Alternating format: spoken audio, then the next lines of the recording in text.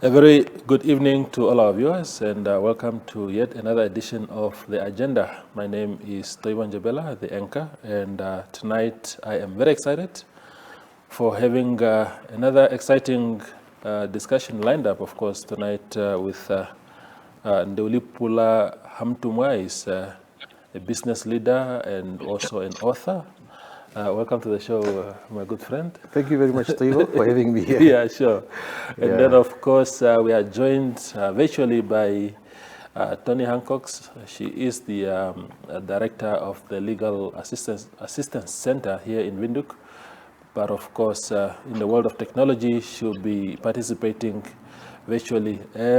Good evening to you, Toni, and thank you for joining us. Thank you for having me. But I must just say, looking at the intro, you're looking very handsome on that. I didn't realize that you were quite so flashy. Yes, and I'm not that clever with technology, so you're going to have to bear with me if I do something Thank you. wrong. Thank you most kindly for those kind words, Toni. I'll start with you, Ndeuli. So we are discussing tonight about, corruption, whether real or perceived, the national institutions that we have actually established to sort of, fight corruption. And also, of course, Toni will be talking more about how corruption, where it exists, can actually impact the dignity and the rights of people that are affected. But let's start with you, Ndeuli. The subject of corruption, whether it's in Namibia or Africa, is always a hot topic. And, there are people who would say, no, just perceptions, it's not as bad as it is. In your view and observation, just how serious is corruption in Namibia? How prevalent is it? No, thank you very much, Toivo, once again. It is important when one is discussing this whole phenomenon of corruption to look at the whole concept of what Karl Marx and Engels talk about dialectical materialism. Mm-hmm. And that is really about the interrelation, the coexistence between classes, the economy and the labors. Mm. Now, dialectical materialism really advanced that there is always this interaction within these three phenomena. Yes. And when you look at that concept, Karl Marx further argues that in the Communist Manifesto that the history of the world or the history of society has always been a history of class struggle. Yes. Now, within that class struggle, there are a number of contradictions. Mm-hmm. Now, the contradictions are always about the haves and they do not haves. Yes. And everybody is trying to fight for a space for survival. Mm-hmm. So corruption, it manifests itself when there are those contradictions. Mm-hmm. When the haves are saying, we would want to have the owners of production. Yeah. And the haves are saying, we want to increase our influence to advance our factors of production. Mm-hmm. So corruption in Namibia is brought about because of those contradictions. Mm-hmm, mm-hmm. And I would like to say that it does exist in Namibia, and it's only existing also because when you are in a developing country, the gap between the balance of the economical forces are not the same. So everybody is fighting to influence a process for personal or a group gain. And therefore, it is important that when we are looking at the issue of corruption, we must look at it on the basis of those inherent contradictions in society. Very good, very good context there, Ndeuli. Toni, just for also your participation, you, as a legal organization, you do a lot of research, you handle a lot of cases. just based on the volumes and the observations of the cases that you look at, how prevalent is corruption in this country, and does it actually affect the dignity and the rights of people, the common man? Firstly, I must just say, my fellow guest, he's obviously got in-depth information that I don't have. So I'd be really interested actually to speak to you at some time when I can.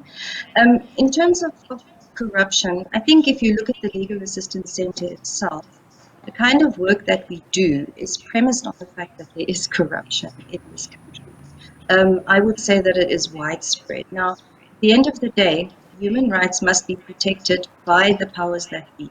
So any money that's going into the wrong hands is affecting that. And socioeconomic rights affect your dignity at the end of the day. So it's this vicious cycle. And I think it's not just the powers that be. It goes down to the man right at the bottom, the woman right at the bottom. It's become such a norm that the whole cycle of our cultures in this country, it sort of needs corruption in a way. So the work that we do fights that in the sense that it assists those who are suffering at the end of the line from that corruption. Indeed. Indeed. Thank you, Toni. Ndeuli, again, you gave us a very academic context, a huge academic context of corruption there, which, and the sense that I'm getting is like that we are saying corruption is actually inevitable. It will always be here, but maybe that is that is correct. I mean, I can't imagine a society that will be free of that, as long as you have human beings with different interests, like you put it. But you are also, apart from being an author, a business leader, a business strategist, you are also in the political space. So what kind of political leadership is required to actually keep corruption, which is inevitable, at a bare minimum?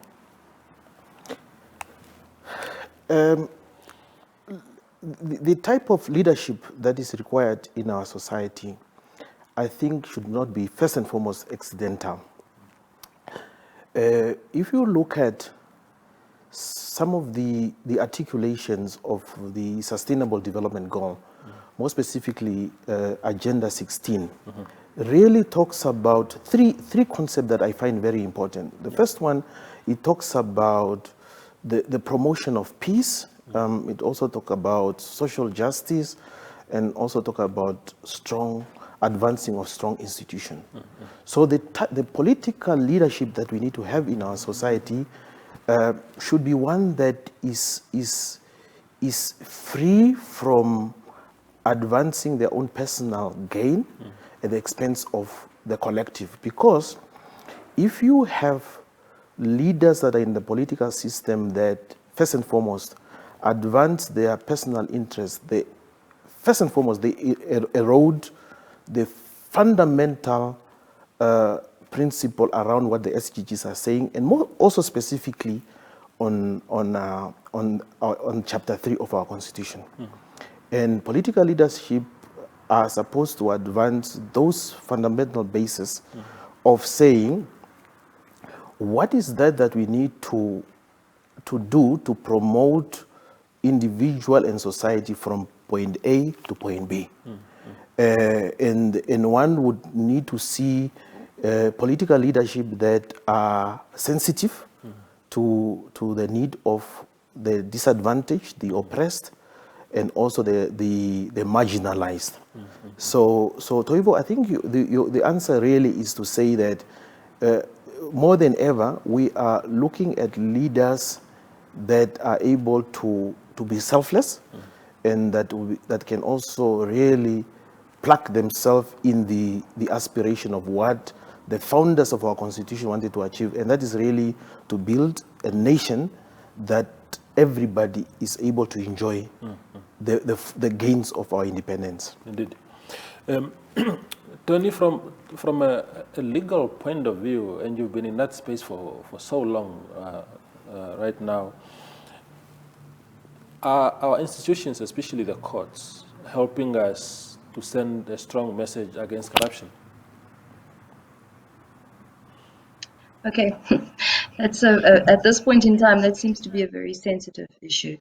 I think that the willingness is perhaps there, but not always the ability to do so in terms of funding and in terms of the benefits or so on that the institutions have.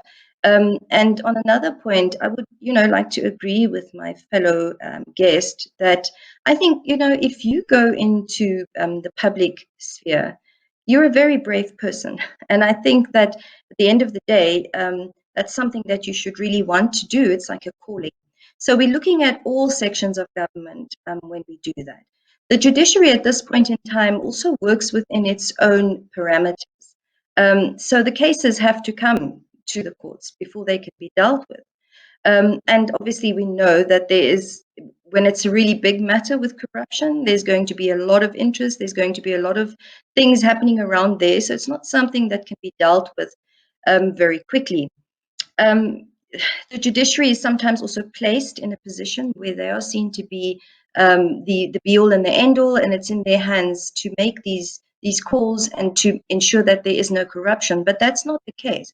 I mean, at the end of the day, they are having a look at what happened and trying to assess who should be doing what.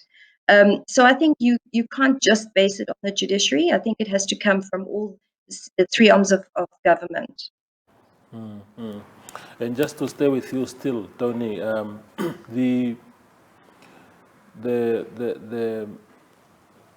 fact that I know that you are calling it a sensitive subject, and I appreciate the context of why you are saying that, but the fact, for example, that the judges of our courts are appointed by the head of the executive, which is the president. Of course, the Judicial Service Commission makes the recommendations to the president, but the approval eventually, as much as it sounds like it's a formality, it lies with the president. And every time this issue gets raised, people talk about, oh, it's a Commonwealth system, it's like that, and therefore we as a member country of the Commonwealth system or League of Nations, we are also subscribing to that notion. But do you see any danger, like I do personally, that somehow the Judicial Service Commission, for me, should be the ultimate body to appoint the judges? I think that they do give input, first of all. It's not as if it's just done on its own by the president, but it is an issue of concern, I must say, not necessarily in all sectors, but certainly it's how the judicial system comes across. So I think that's the main issue. If it keeps the people happy, then everyone says it's fine. But as soon as judgments are being made that are not as popular, then all of a sudden we speak about the fact that they are captured or these kinds of things. So it also is how they are perceived by the public. I believe that independent judiciary is something that is absolutely important. And this, I think, is shown not only by how they are chosen, with the Judicial Service Commission giving their input. Obviously, we have to look at who sits on the Judicial Service Commission. And these are things that can go wrong very quickly. We've seen that in other countries.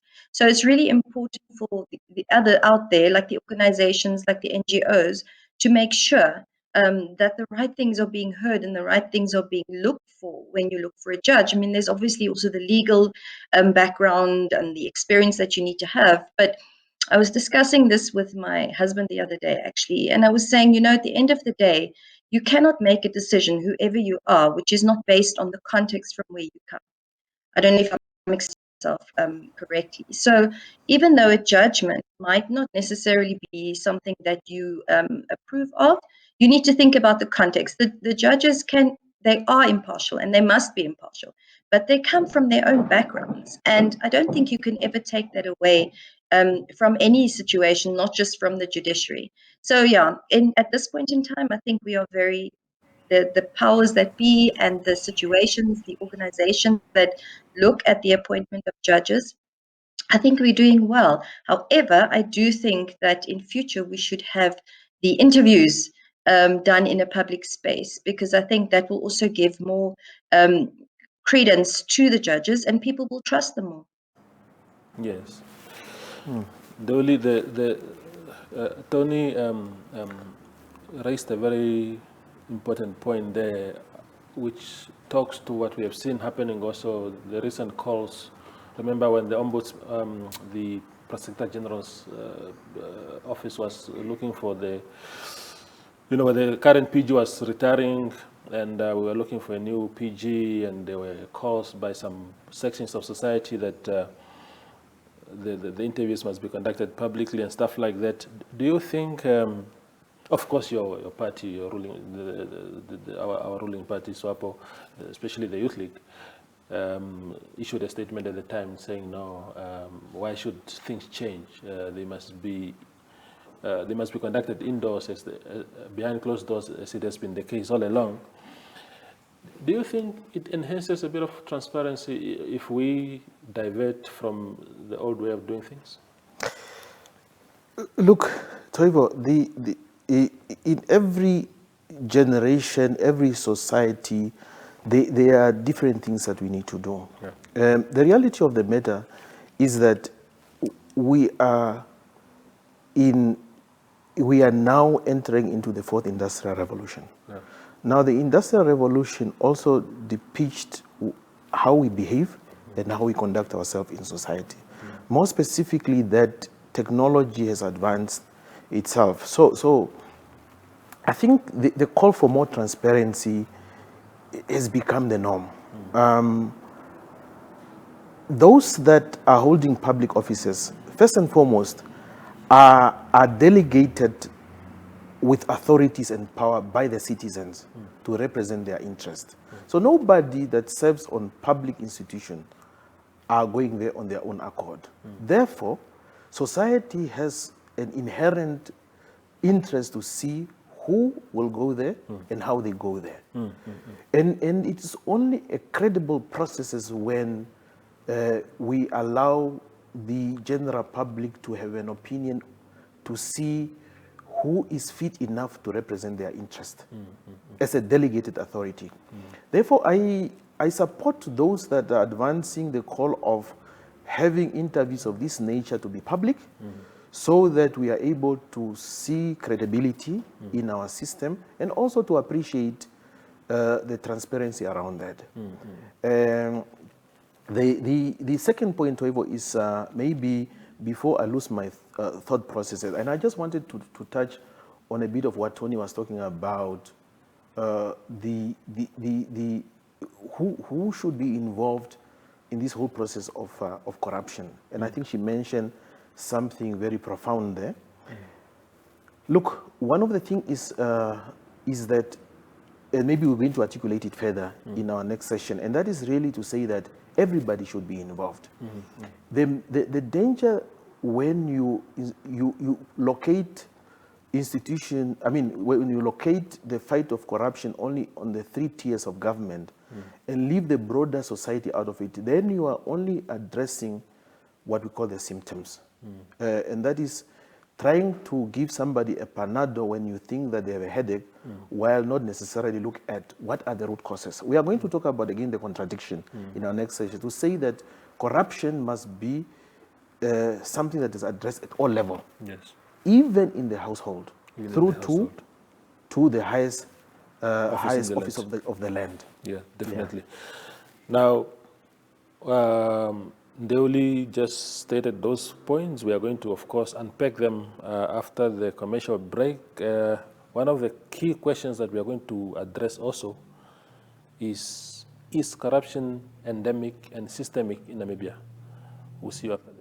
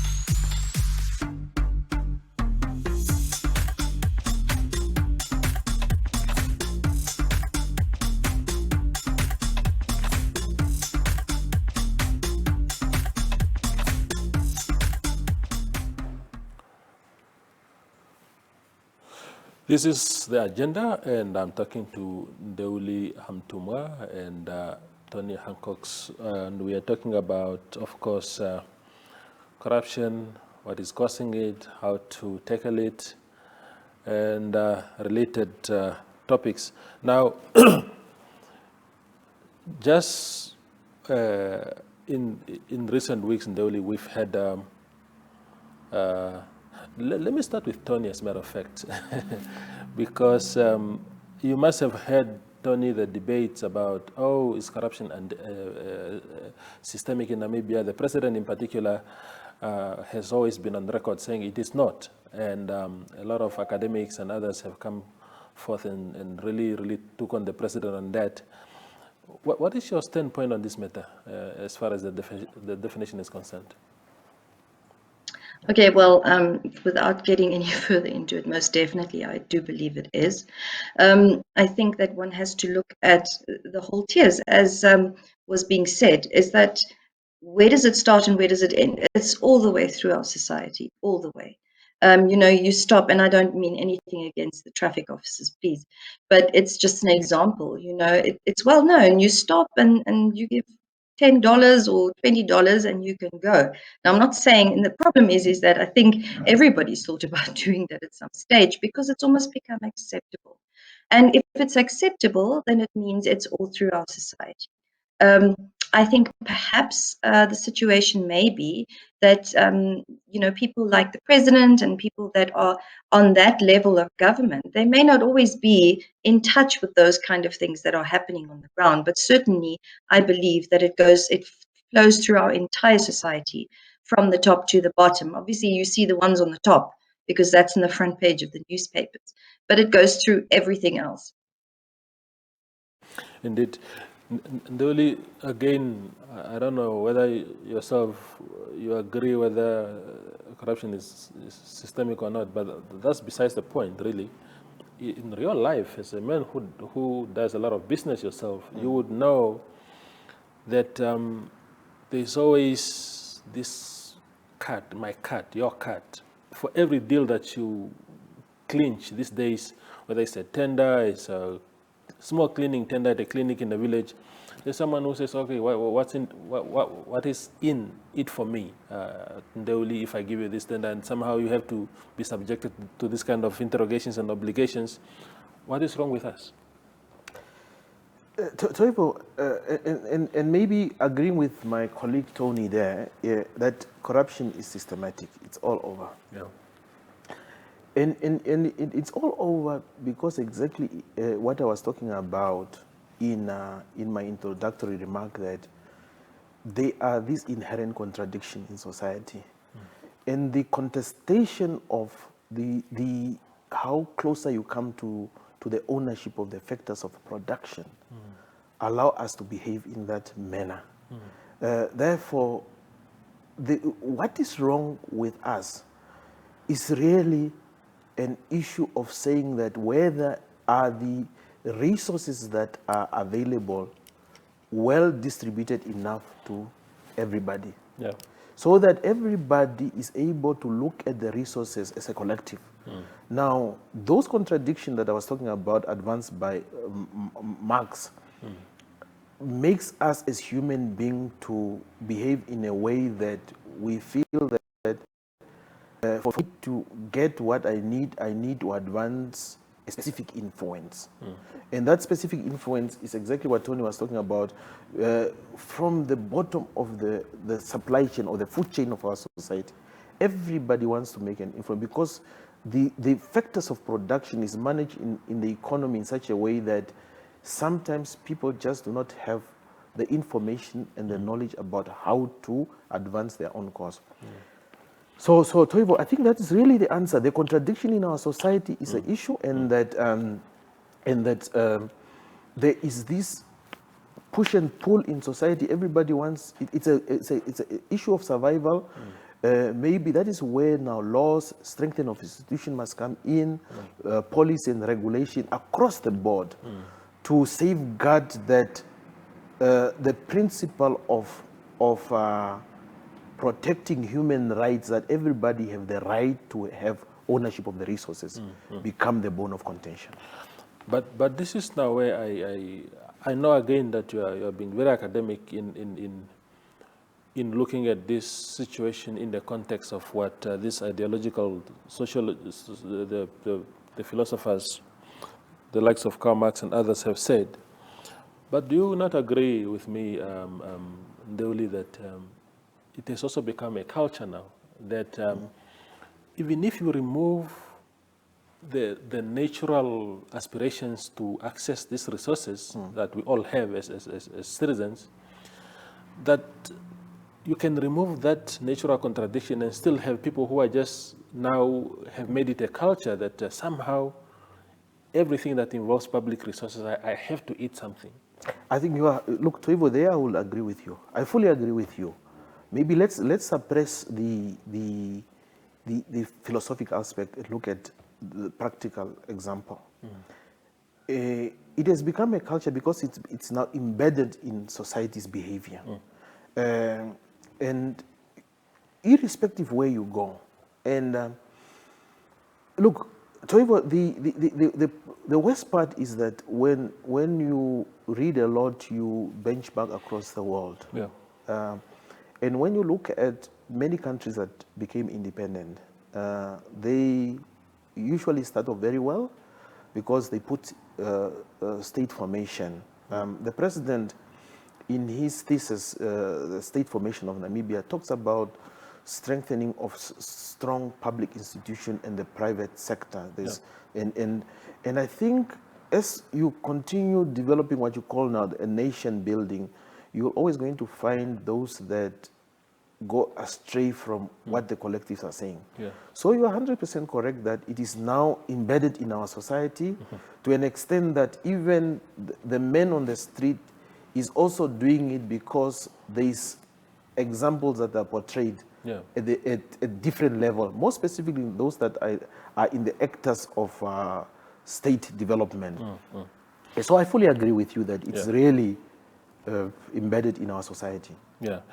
Now, Toni, if indeed the observation is correct that corruption has become so embedded that everybody, almost everyone, wants a cut from any deal, even for the job that they get paid for on a monthly basis, do we have institutions, adequate institutions to address these things? Before I answer that, I just wanted to agree with Ndeulipula, and I hope he doesn't mind if I take his words as well. I just think, that we have forgotten what corruption is because it is so much part of our lives. I was just thinking, if you go to a company like an insurance company and you need their services, then they'll come with diaries and things like that. And I'm always scared to take them because I think it can be viewed as that.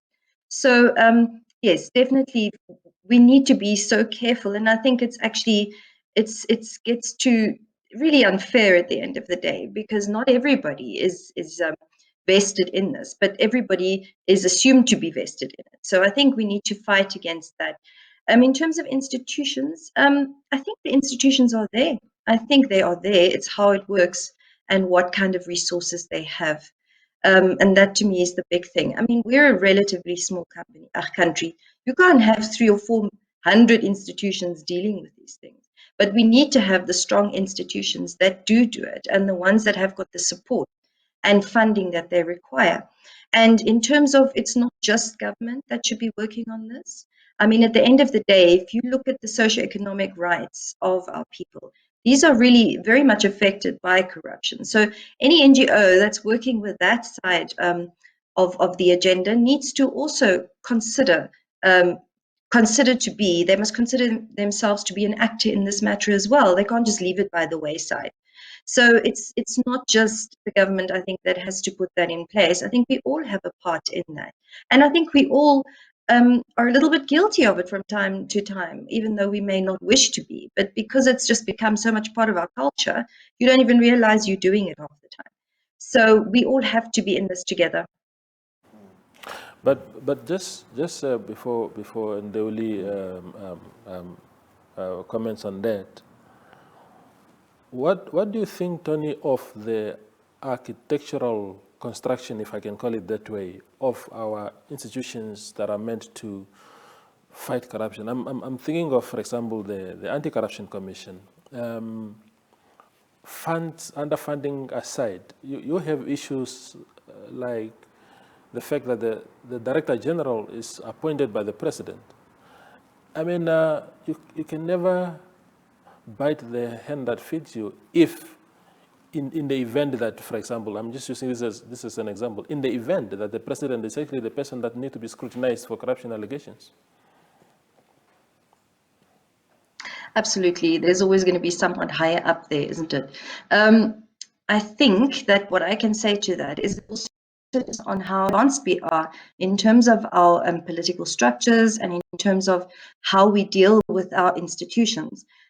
For example, a lot of other countries, and I'm not going to go into which countries those are, these institutions are also come about from government, come about from the presidency, and yet there's no question that they are involved in any kind of koutuing or trying to please the master, if I could say that.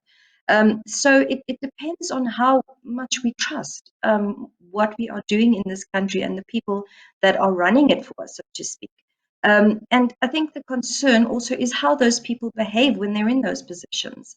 I mean, we know with the ACC, there's really not been a lot going on. And I know that there are the smaller fish that are being taken on, pardon the pun, with the fish rod. But at the end of the day, you need to show in the institution that you are worthwhile, a worthwhile institution. So yes, it is so that there probably is some concern in terms of how do I behave, how don't I behave.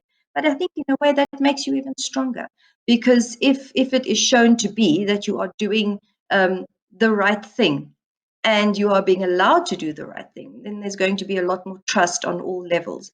I mean, we know of issues where somebody has not done anything, has done something unpopular, and they are sort of quietly by the wayside moved away. And of course, that just makes you in a situation where you don't trust the processes. So I think as long as the people that are appointed by the president, as long as they are doing something that in the public eye you can see is what they should be doing, is upright, is independent, then you're okay.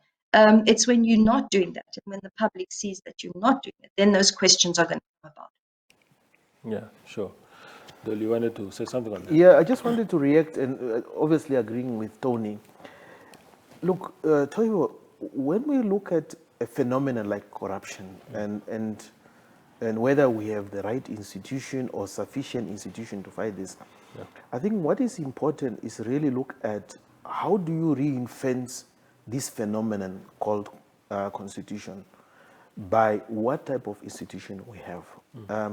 If we are saying that we have the Anti-Corruption Commission, we have the Office of the Ombudsman, are they, what we have, are they doing what they are supposed to be doing? That's the first question. And secondly, also to react to say that when you have a phenomenon like this, you need to ensure that the institutions are well mapped around the phenomenon, so that you can clearly define what are their roles and responsibilities. Because corruption should be fought at different levels. So even in the school or at the household or in companies that we are leading, corruption must be fought. So when you have this stakeholder mapping around the concept of phenomena, everybody's roles must be defined to such an extent that you look at which institution must be responsive towards the fight of corruption, and which one must be preventative in nature to address corruption. So the question we have is now, where do you put enough weight? Do you put enough weight with institutions that are fighting corruption when it takes place, or must you put weight in institutions that are supposed to prevent it from happening? Base case studies are, when you look at countries like Singapore and many others, they spend a lot of their resources in the bottom pit of the preventative strategy of corruption. And this is very clear if you look at many countries like Sweden and so forth, the Scandinavian countries. Their approach is always to say, do you address the symptoms or do you address the root causes? Yeah. And I know that you're probably fascinated that for too long we have people that are articulating ideological position. And please allow me to go back in the thinking of Karl Marx.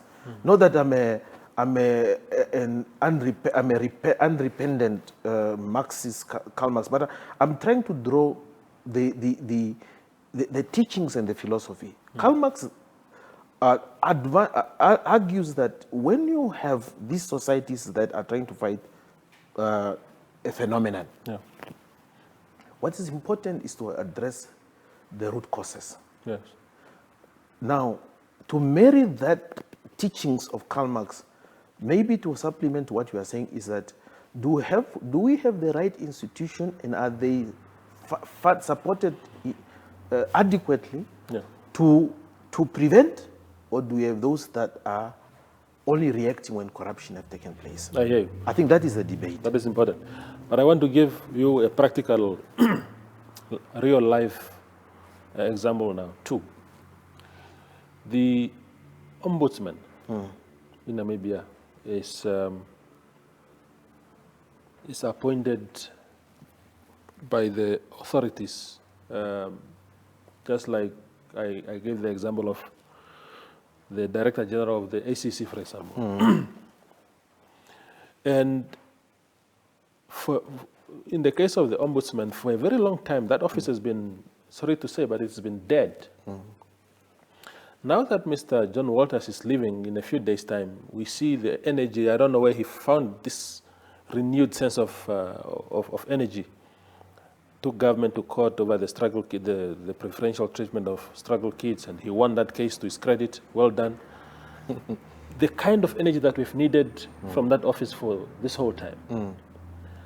But now, in my view, is because he has nothing to lose anymore. He's leaving, and therefore he's now flexing his muscles, which he should have been doing all along.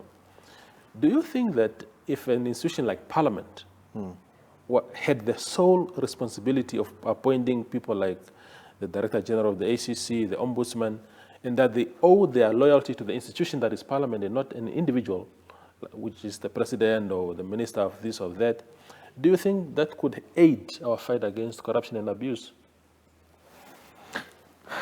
It's one of those questions, yes or no, but let me choose the yes. Yeah. I think when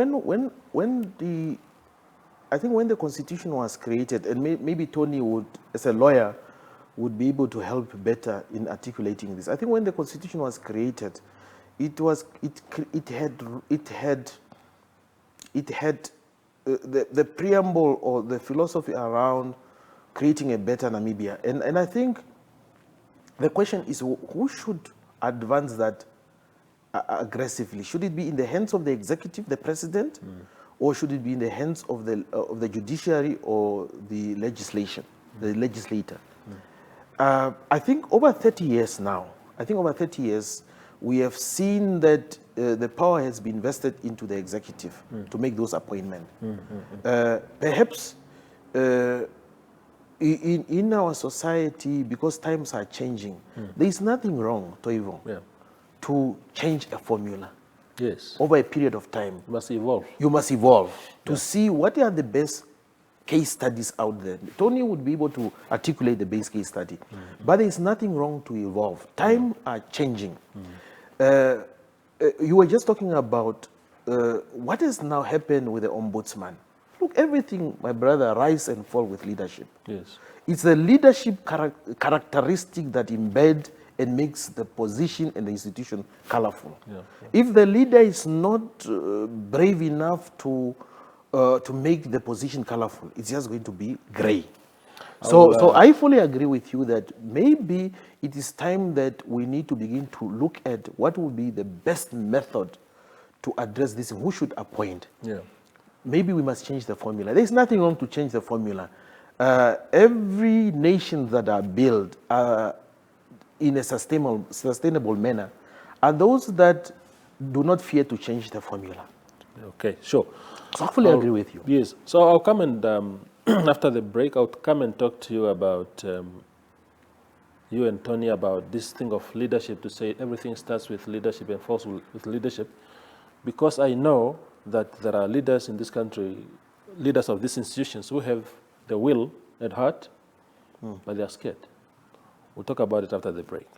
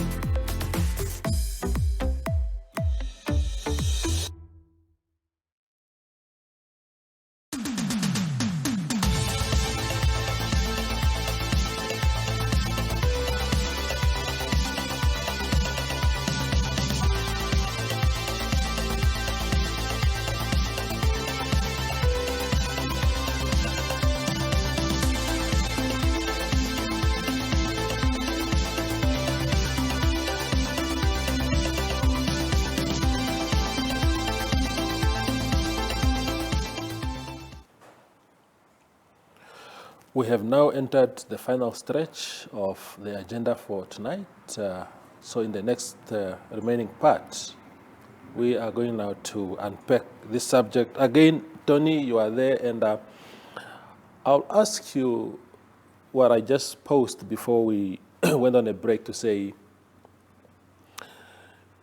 can you blame entirely a leader entrusted with the responsibility of leading an institution that fights corruption, for example, or abuse of human rights, if the way their office is set up is so much that they are so vulnerable to political interferences and abuse? You want your contract to be renewed, and therefore you have to toe some sort of line, even if it contradicts your mandate. Do you think we have a problem there? Okay, before we start, I just want to say, Ndeuli, please, can you not be an advisor to government to deal with these issues? Because you know a lot more than I do, that's for sure. In terms of leadership, for me, it's a matter of integrity. Don't take it on if you can't do it. And I think that many people are overwhelmed by what is expected, because there's never really been an interrogation into what a certain organization, a certain institution must do. And there I agree that we need to look at new ways of doing things, which we haven't done for a long time. I cannot even begin to give input into how it should work, but it's certainly something that we need to consider into the future. The expectations, I think, are also not really made clear, because you placed in this position, and well done, and you have an opening event and so on, but really gone down to the nitty-gritty. It's one thing to just see in legislation, these are the things that you're supposed to do, but it's to put those things into place. And this is where I think the government, or people within government, can become a little bit more involved than they should, because it obviously affects them as well. But there's nothing in place to say that we need to work it out in this way. And I think I'm overwhelmed by that. And I think at the end of the day, obviously, you shouldn't take on that position. But if there's no proper understanding of what you need to do, then there's always going to be this relationship that is not healthy with those that appoint you. Yeah. Any comment on that, Ndeuli? Hey, Briefly, before we get into the final subject. yeah, no, there's usually this inherent fear when you are a leader appointed. Yeah. Because for sometimes, I mean, not for sometimes, or many times, is that people suppress their philosophy and their thinking and their belief because of survival. Yes. And I think that when you are serving a leader, because you yourself you are a leader, you should be able to articulate your position to your appointing authority so that he can appreciate what you are saying. Even sometimes at the expense of you of you losing your position because of principle. Look, Toivo, when we are, I'm talking about those that are in public services. Yes. Sometimes we have this belief that public offices should be like a lifetime commitment. Yeah. You are serving. I would like to see one day, if I'm in parliament or a minister, maximum I just want to serve 10 years. And I should be able to go back to my profession, that where I come from, to be able to contribute further to society. The fact that we fear to leave position of power, we begin to think differently, because then our outlook becomes self-entrenched for survival. I hear you on that, but I want to make that, to counter that argument quickly, to say that, you know, there are people who are in a position to make that call and say, look, I mean, who see a ministerial position as really an opportunity only to serve. That is how they see it, because they are sorted in their life, economic-wise, you know, they are okay. And therefore, it's an opportunity to serve only. For others, the majority, as a matter of fact, in this country, that is an opportunity for survival. So much that you are prepared to sacrifice anything at the altar of survival, of appeasing your masters, even to the detriment of the people. Is it correct to say that, for example, there are so many young people being appointed to parliament lately? If you are appointed as a deputy minister, that is not a small thing for someone 23 years of age, for example. And then after 5 years, maybe you are not re-elected to parliament. The president who appointed you has left office. At the party elective conferences, you didn't survive. Where do you go from there? If you were already this high, are you really prepared to just become a clerical employee in the Ministry of Health, for example? It destroys you, isn't it? Political position should never be a lifetime career. Yeah. Unfortunately. Once you serve, you are not in parliament anymore. Toivo, you should, that's why we need to upskill ourselves. We need to read, we need to be competitive, we need to have skills, so that Namibia is just a basis where you can flourish and the world is an oasis. The danger is that people become comfortable when they go to parliament. Yes. They do not upskill themselves, they do not read. I sometimes look at parliament, the level of debate are not well researched sometimes. I give credit to those debates that are credible, but the culture of reading, the culture of upgrading ourselves, the culture of becoming skillful so that you are indispensable in society, it's the highest level that you can give to yourself.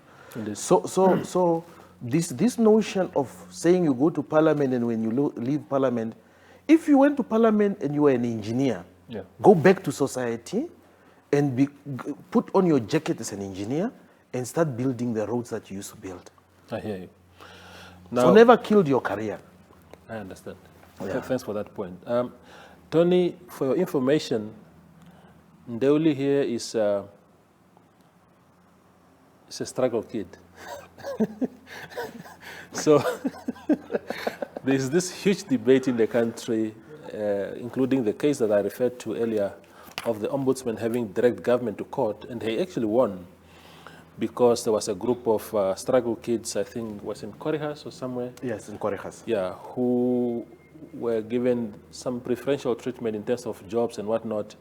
And the non-struggle kids in that area challenged the matter, of course, with the ombudsman, and they won. So the last conversation I want us to have as we close the show is there, in your view, as a human rights lawyer, as an observant of society events, is there any reason why struggle kids in this country should be treated differently? Okay, whatever I say now is going to get somebody upset. I think we need to look at where we're coming from. There has to be a level playing field at the end of the day. I always say, it's easy to say after 30 years we should all be the same, but we are not, because we come from a certain situation in which we live and a certain context. So we need to look very carefully at that. I don't think it should just be because I am a struggle kid. I think it should be because this is the situation I'm in, because this is where I come from and this is what I need. And it's not necessarily jobs that they need. It's what you need is to be placed in a position where you would have been if you would have stayed here all this time. And I must say that in some situations it might not be so good either. And I think that's a very fine line. I don't think we should just say, because you're a struggle kid, or because you're not one, this is how it should be treated.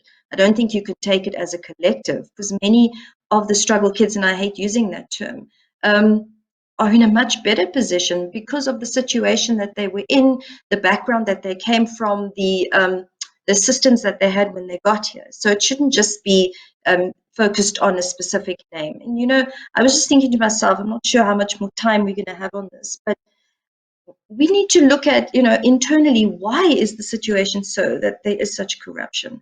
It's my turn to eat. And we always hear that. Why is it your turn? What do you need? What haven't you got?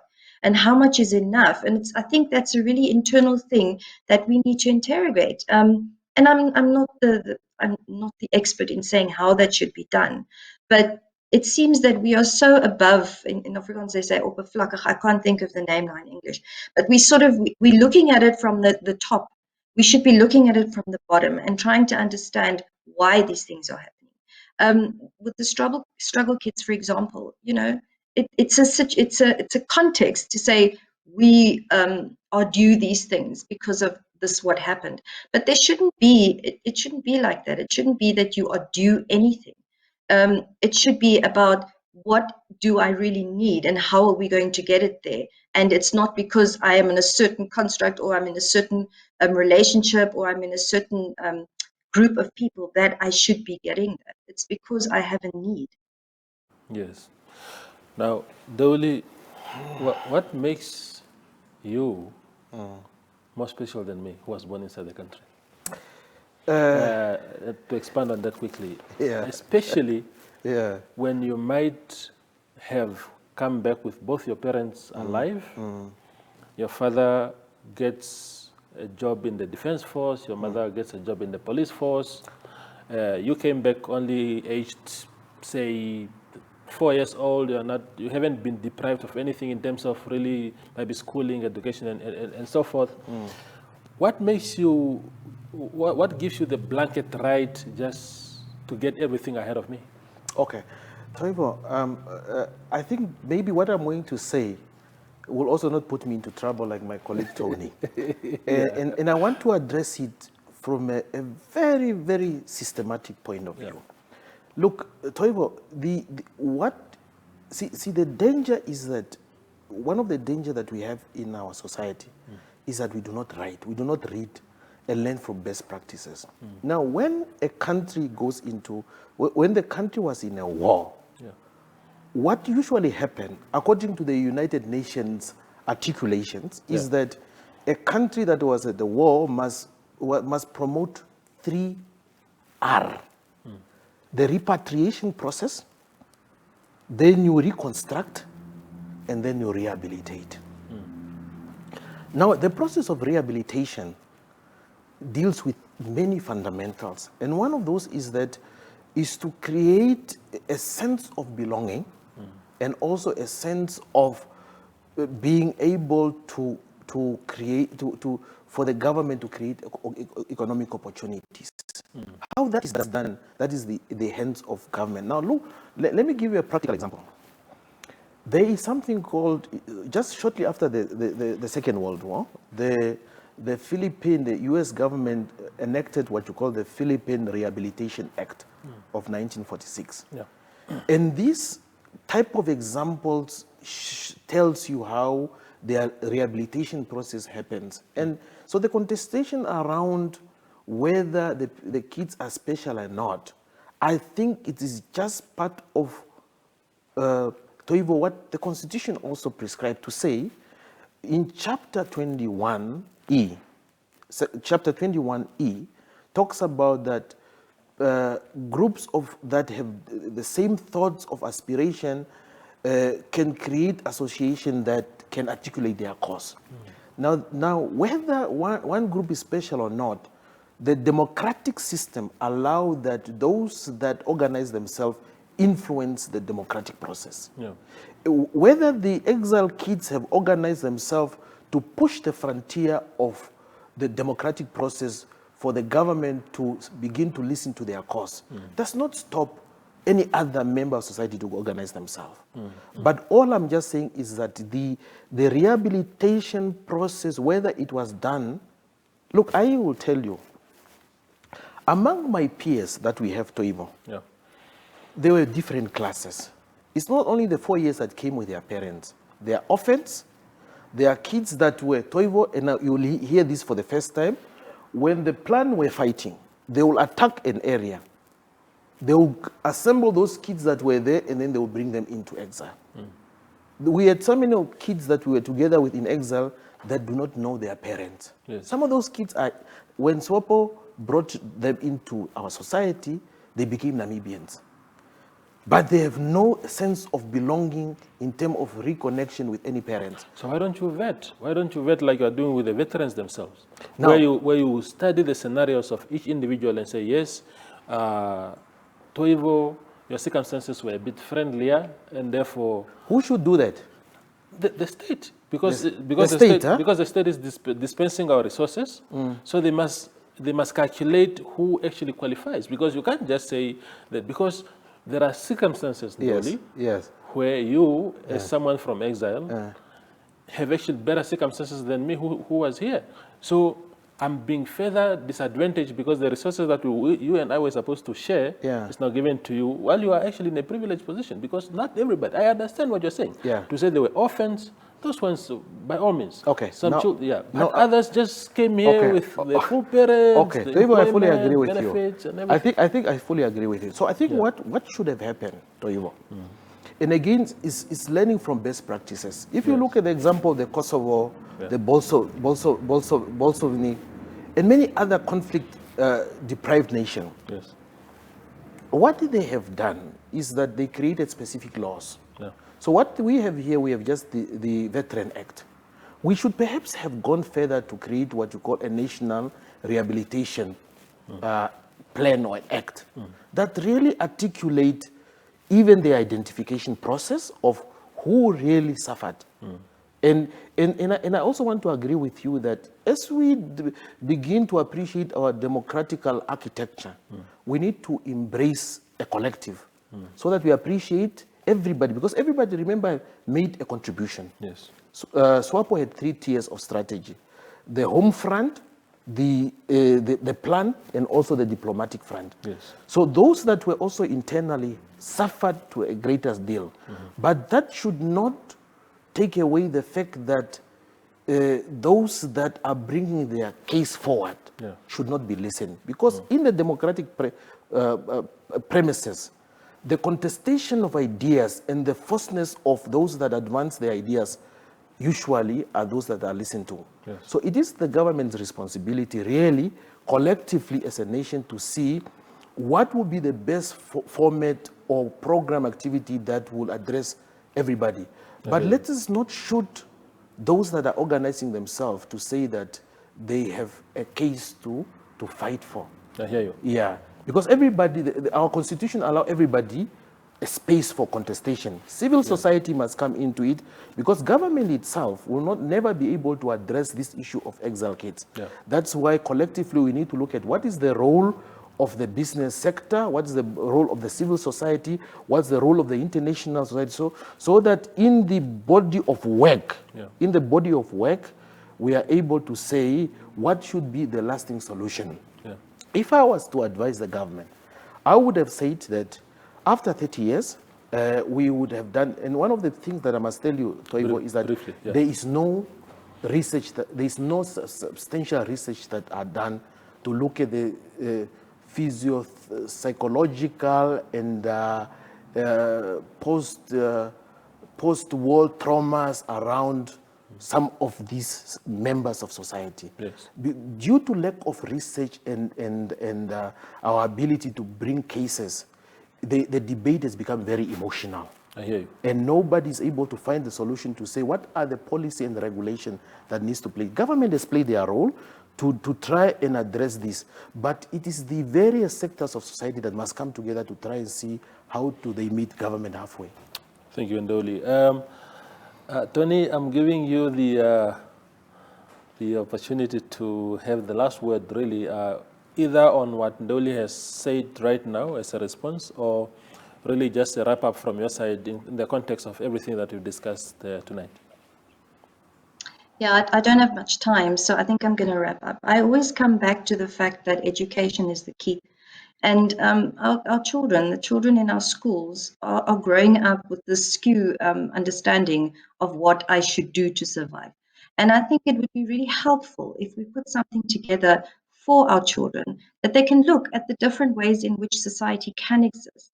I mean, you would take, for example, all the Karl Marx theories that you were speaking about, I have no idea, but put it together in a way that they can understand this is how it can be and what we can do to create that kind of society.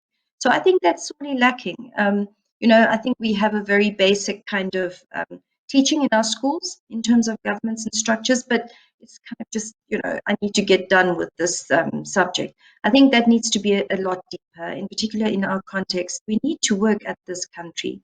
We see what's happening around us, and that's not the Namibia we want. Thank you. Thank you, Toni, for not only those views, but also for being our first ever female guest on the show. This is the third edition of the show, so we really, really appreciate Excellent. your participation. Yeah. Ndeuli, also, thank you very much for your time. Yeah, thank you, Toni. Please do come back again on the show for some other conversations, but I appreciate both yourself and Toni's participation tonight. And also on this note, for our viewers, this was this Sunday's edition. Good night.